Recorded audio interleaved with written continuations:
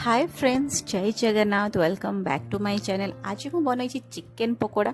से fast chicken को भल भाव धोई देछि। ता धरे पकई लुण, लंका गुंड, हलदी गुंड, जीरा गुंड, धनिया पाउडर, चिकेन मसला आउ गरम मसला पकई फास्ट मु भल भाव गोड़े देछि। ता ऊपर पकई दही आउ लेंबू, ता ऊपर पकई मस्टर्ड ऑयल पकई भल भाव गोड़े दे फ्रिज रे 2 घंटा 2.5 घंटा भाया रखी जहाँद्वारा कि चिकेन भी पूरा सॉफ्ट हो मसला गुड़ा भी भितर पशिज। जो मो फ्रिज रू काढ़ी पकई अंडा आउ कॉर्नफ्लोर बेसन पकई भल भाव गोड़े तेल को गरम करके पकोड़ा को पूरा डीप फ्राए करवा।